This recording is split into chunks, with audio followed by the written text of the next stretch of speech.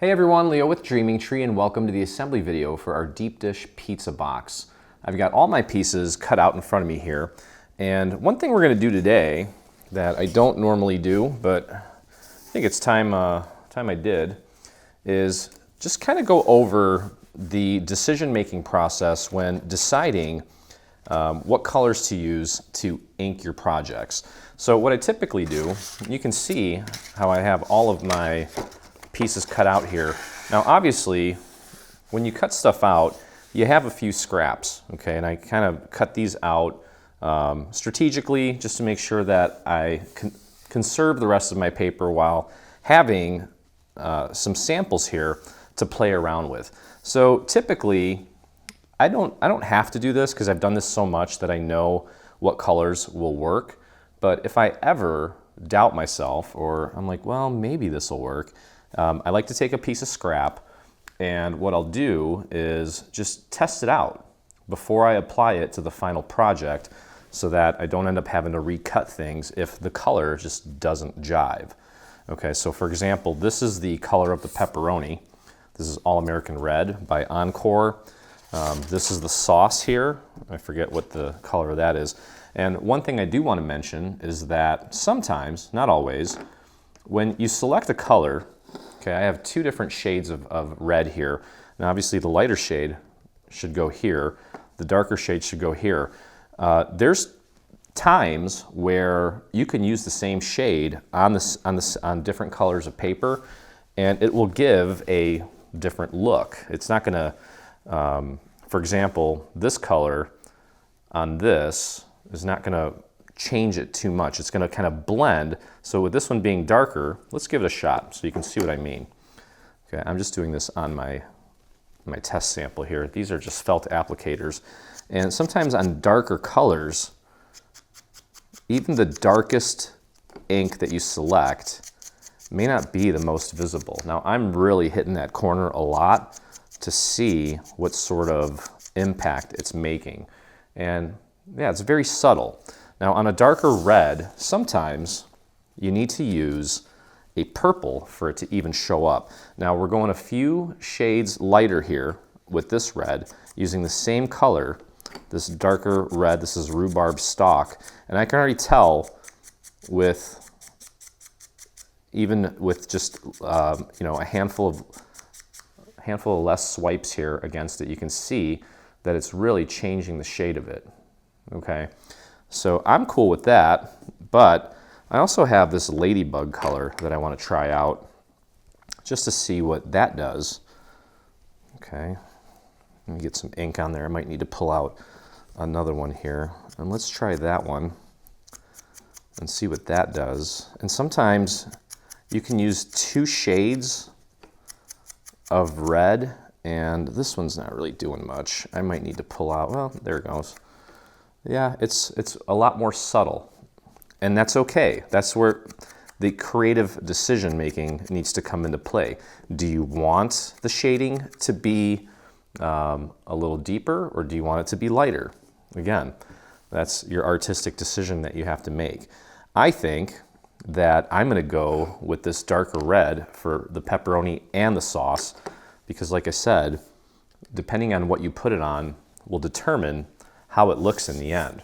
Now a color like this yellow here, typically you want to use something that's a shade darker than the paper. So this, if I put it up here, now this doesn't always reflect what it's going to look like when you apply it, but that's the beauty of just trying it.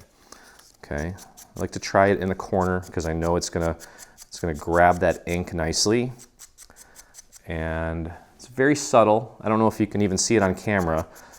For me, I can see it pretty well. I'm going to try to really hit this a lot so you can see it on camera. Okay, yeah, you can see it there. So that's nice, very subtle. Now, my original intuition with this color was to actually go with an orange. Orange is essentially a yellow with, what did they add to it? A yellow with some red. Okay, so let me grab a fresh applicator here. So we're going to go with a little bit of an orange. And let's hit that.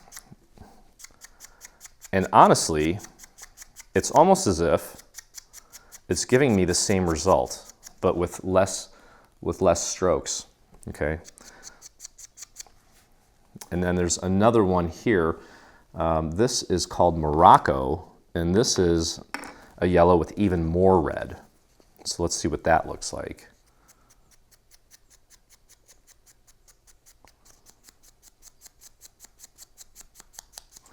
Okay, I definitely see more orange in that one. So you can decide, well, which one do you like the best? And honestly, I'm kind of torn between these two. I feel like if I kept applying this yellow to this piece here, we're going to end up with pretty much the same result. Okay, so I'm cool with that. I'm going to go with that one for my cheese. I'm going to use this red one for all my red pieces. And then we have a crust. And that's one thing that the browns are always kind of iffy. Let me grab this is my scrap piece here. Now this is kind of a tan color. So technically, an orange may not be a bad idea. An orange with a little bit of red. We can try that on one corner. And I'm not feeling that. I'm going to go with this rich cacao and see what that looks like. Sometimes the orange works or the yellow works. And see, that almost gives it more of a black appearance, which I'm not a fan of. It's not horrible. This is one of the few Versacolors that I use. That one has a lot more red in it and might actually work better for this sample here. Yeah, so I'm getting it's brown, but I can tell that there's little hints of red in it. And I think that's the color that I want to go with here for the crust. It looks more like what you would see if you were making a pizza and it came out of the oven, you know, a little burnt. Okay, so you know what, either one would work, but I think I like that one better. So I'm gonna stick with that. Okay, so we can put these off to the side and we'll just start doing some inking here. I'm going to grab my pepperoni slices, I'll grab my rhubarb stalk, and we'll just start applying. Just going to work the perimeter on this, just to kind of, the edges especially will take on more of that color because I'm really hitting that surface. And then I'll kind of try to hit the top of the paper as well on that beautiful texture to get it to pull some of that ink off of my applicator. And that's really it. Surprisingly, it takes very little effort to really kind of give your projects that additional dimension by way of inks. Now it's hard to see on that because there's not a lot of contrast. But once we put that on top of the cheese layer, you'll see how defined the edge looks because of the ink that we added to it. And then, of course, the inside edge is also taking on a little bit of ink, which will give it that nice gradient look that makes it a little more interesting than just a solid single colored piece of cardstock. And I think really when I look at projects online, there's a huge difference between a project that was inked compared to a project that wasn't. The ones that are inked typically look more realistic, where you know the ones that have little ink or no ink at all just aren't as impressive, I guess you could say. I'm not trying to take away, not, you know, trying to be negative about it at all, just telling you how I see it. I know that inking to some people is intimidating, but you know, you've got nothing to lose by grabbing a few scraps and just trying it. It's really just a repetitive motion with muscle memory. Now I use this when I'm inking little pieces like this. There's other ways to ink too. Recently I've found these really fine brushes, and I typically use those when I'm inking larger surfaces. Okay, and also if I want something that's a little more subtle, I'll show you what they look like here. I like these little these little brushes are so fine. There's so many little bristles on them, and they really, it almost looks like they're not doing anything, but in reality they are. It's just very subtle. Okay, so I've got my pepperoni inked. Said nobody ever.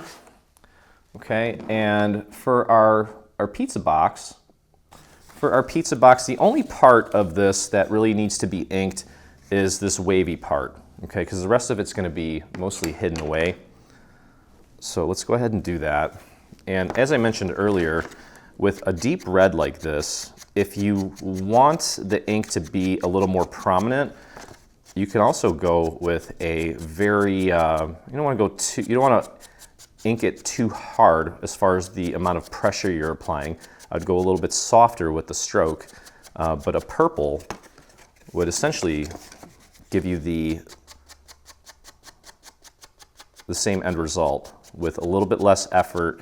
Now, it's probably going to have a lot more contrast depending on how hard you ink.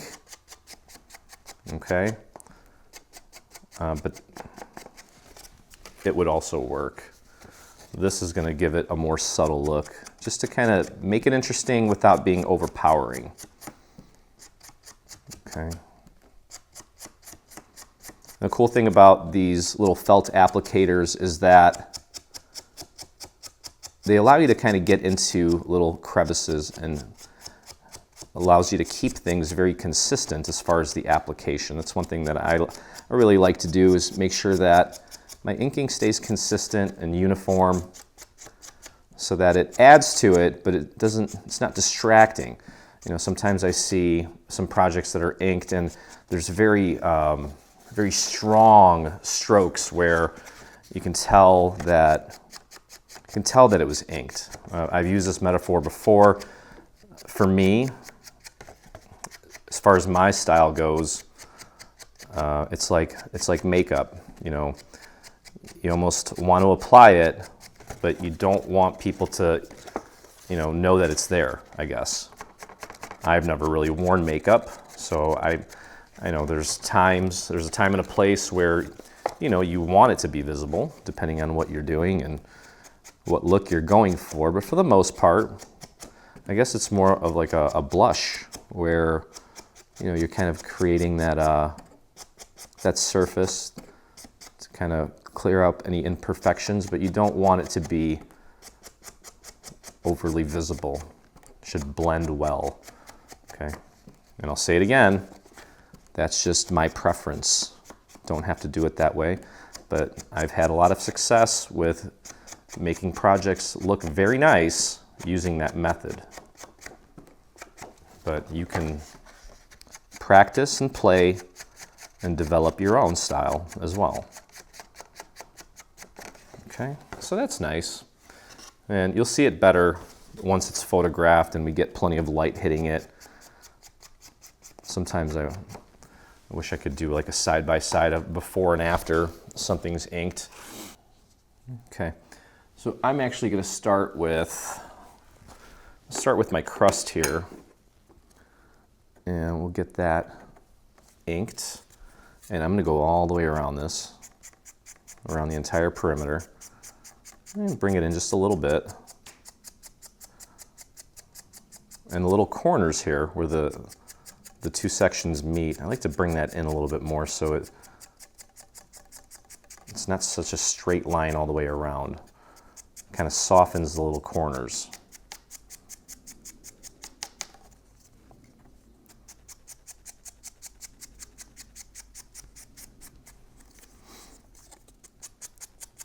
One other thing too is when your ink pad starts to get used up, you may have to reapply when you dab and push a little bit harder for it to actually make its way onto your paper.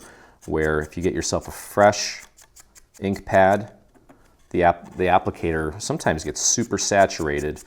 If that ever happens, I kind of like to rub it off on some scratch paper. Just, you never know how much is going to actually end up on that thing. And if that thing is literally drenched and you go to apply it on your paper, it can be too much. In which case I just take a scrap piece and pull some of it off. And then the next time I go to reapply, I just press down a little bit lighter so I don't pull up as much of it. And that's just something that you learn over time as well. Okay, so that's coming in, looking good, going all the way around. And then as I mentioned here in the corners, I'll actually, instead of just hitting the very edge and the top surface towards the edge or near the edge, I'll actually come in more onto the surface and make that a little more pronounced there in that corner. Okay, but that looks nice, very subtle. That's what I'm looking for. Okay, now this part here is going to go on the back. The top's going to be covered up by the crust. So I'm just going to hit the bottom of this, which means that I maybe should also ink the bottom of the actual container of the box. We'll see. Can always do that after the fact if I feel the need to. Let me actually show you this process. Now for this cheese, let me actually show you this process using one of these brushes. Okay, the reason I'm going and grabbing the brush right now is because there's a lot of little crevices in there. It might be a little difficult to get into those tight spots. I mean, it's doable, and I know I can do it, but this might save me some time, and it might actually give me a better look. Okay, so I'm gonna just go ahead and get some ink on there, and then I like to use circles and just really focus around the very edge. And I'll show you how you know it's actually applying. Like I said, this is gonna look way more subtle than if you were to do it with an applicator like we were just doing. But I'm gonna go ahead and just hit most of this bottom part. Now check this out, when I take it away, you can see that it kind of created that little negative where the ink didn't hit the paper. So you know it's applying, and it's a beautiful look. The gradient is even more subtle than it was, when I was doing it manually with the applicator. So it's a cool method. It's a great way of doing it as well. I like to just kind of do little circles and just work my way around the areas that I feel need some ink, and you can see how subtle that is, but it's cool. And then what you can also do, once you use the brush, you can always go back in, and if you want to sort of accentuate the very edges to give those a little bit of extra color to create that contrast, you can absolutely do that. You don't have to do the whole thing. You just do it in certain sections, but it's a nice look. And it's a lot quicker too, doing it this way. Now, another tip too, I've seen some people do, and I've done this in the past too, is some people will actually ink these before they take them off of their mat. So you can really strategically ink where you want to ink, and it's just another way of doing it. Okay, and obviously the more you do this over these little sections, the more ink's going to hit it, the deeper the color is going to be, and the richer the end result will be. But that is completely up to you.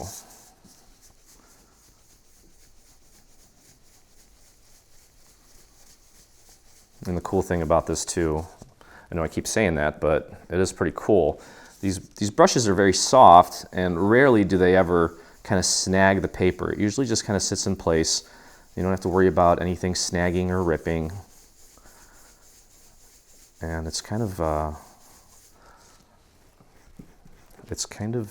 what's the word I'm looking for?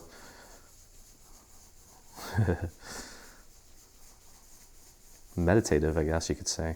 Especially that little rhythmic sound. It's like a percussion. Okay, so that looks cool. Like I said, very subtle. Now I can always go back and just kind of hit the top edge with a little extra color too.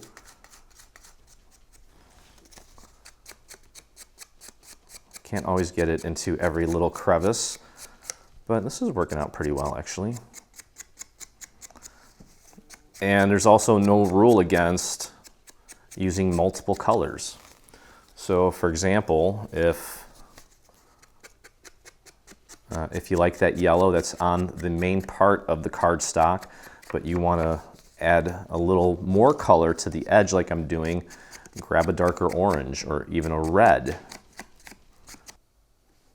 All right, so let's go ahead and put this together. I have the main part of the box here, the container, and we're going to begin by gluing these tabs from the back to the sides.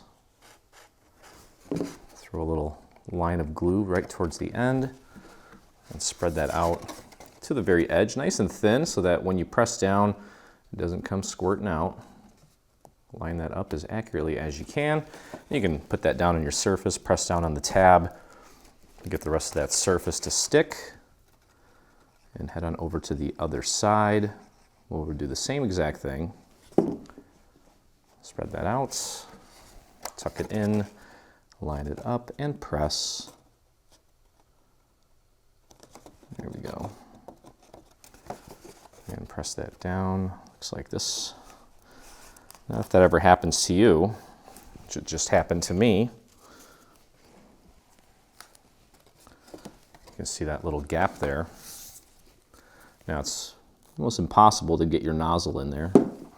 So grab yourself a scrap piece of paper and just paint a little bit of glue onto that surface. And then press and hold that down. Let it set. There we go. Much better. And then we'll go over here to the tab on the front. Same thing. Part of that could have been because I just didn't get enough glue on there and it wasn't having it. Let's tuck that in, line it up, and just press that down. I'm using my fingers inside to push the tab up against this surface while just kind of running my fingers along this edge.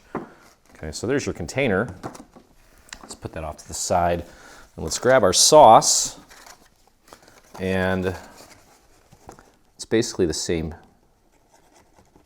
piece with the exception of it having the little sauce shape at the bottom.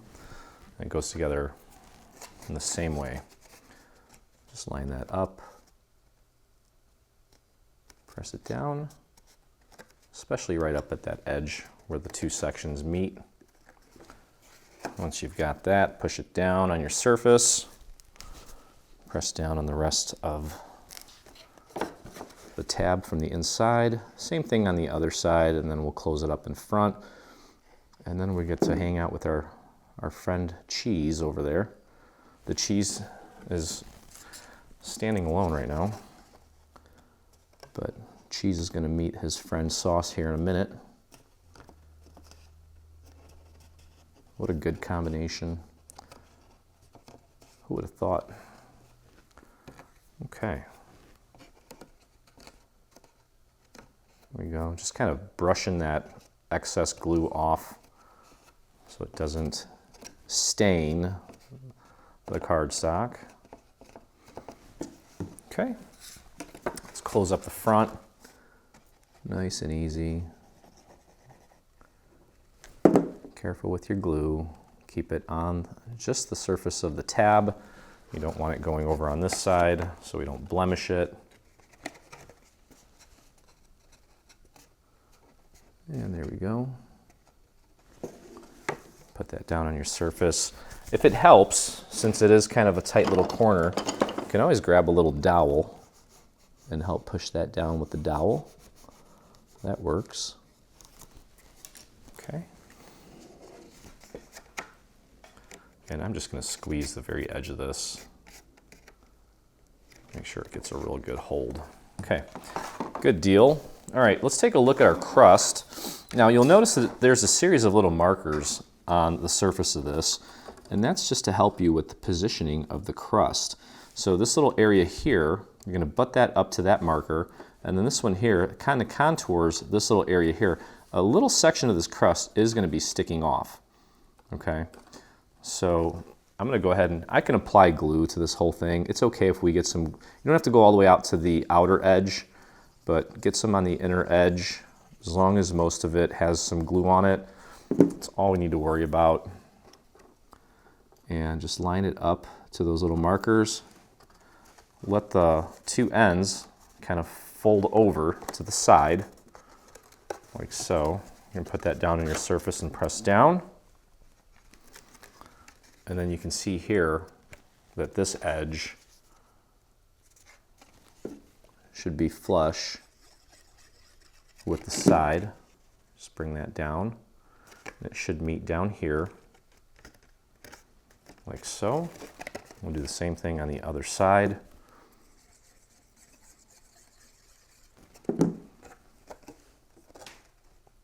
Just like that.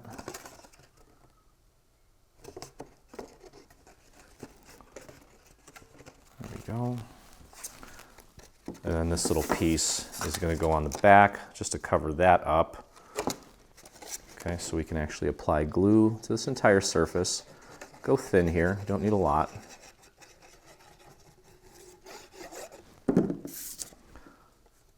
And this is the piece where I have the ink mostly on the bottom. Because the top, again, if you're looking at it from a certain angle, you're not really going to see that part anyway. There we go, just make sure it's flush throughout. There we go, okay. And our cheese. Okay, there's gonna be a little bit of sauce visible. And just like we had with the crust, there's a marker right here and right here and right here. I'm gonna scoot that up until it sits and is basically butting up against those little markers. Okay, and that's where we need to glue it down. So we'll do the surface first, and then we'll glue down the sides. Just get your glue on as much of that surface as you can, nice and thin. Okay, and we'll take this and just very carefully start kind of scooting it up into place. Just like that. Make sure that the edges here match up with the edges of the existing box. You can flip that over, press down from the inside, help that get a good grip. And now you can take this beautiful melted cheese and apply some glue to each of these little drips.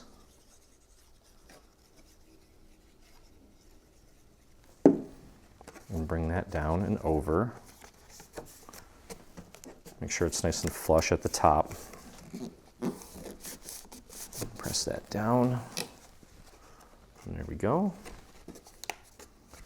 And go over to the other side. You can kind of pull it back a little bit to make it easier to apply the glue. Go very thin here. Last thing we want is to push this down and have some of that glue shooting out and getting all over our sauce. There we go. You can put that down on your surface as well. And if you have any little pieces of sections of cheese, especially up here in the front, that maybe aren't sitting completely flat, grab yourself a scrap piece of paper and just paint a little bit of glue in there and press and hold that in place for a moment. Okay, now these little specks on here, you can leave them alone if you want. You can grab a little marker and color them in like a black if you want, whatever you want to do. And that's going to go right on top of our main piece of crust. And then we just have to add some toppings. Obviously, we have some pepperoni. Okay, and these are kind of odd shapes, so you may have to sort of spin them around a little bit to find the correct orientation. Just keep spinning it around until that white pretty much disappears. You can tell there's one little section here. I think it's right there. There it is. Okay, so just kind of remember that orientation. I'm going to hold it like this, so I know I just need to flip it. And I'm just going to use a few little dots of glue here. And it's going to go like that. Okay, now one little tip when it comes to odd-shaped stuff like this. If you don't get it on perfectly, you can always hit that with a little bit of ink, kind of blend that white away. You can go with a darker color too if you want. if you need the help. There we go. It just makes it look more seamless. Okay, and just a couple more pieces of pepperoni here. Again, just kind of twirl it around until it fits, because it is not a perfect circle, because that would be boring. There we go. I think that's the winner there. We'll flip it around, just a few dots. You can also take this and kind of curl it up a little bit, because not all pepperoni is perfectly flat. Sometimes when you cook it a little bit, the edges tend to kind of curl up. It could be a nice little touch. And I'm literally just taking that and focusing it on the very edges of it. And that, again, gives it that kind of burnt sort of look. I like my pepperoni nice and crispy. Not overly crispy, but you know what I mean. Okay, and the last one here. Going a little extra heavy on the ink, especially along the sides here. I'm barely touching the surface. I'm really just hitting the sides here to help blend any of that white that is kind of sticking out. Okay, what you can do too is kind of take the edge of this pepperoni and curl it up a little bit, just to kind of give it a little interest. I'm just going to do two edges there, an edge there, okay?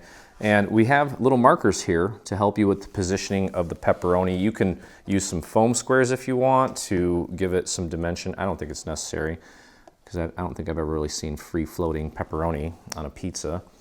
Okay, this large one's going to go down here. Just kind of get it in between the, well, actually, this one's going to go up here, and that one's going to go there.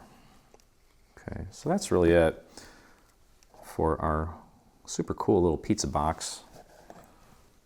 Almost looks good enough to eat.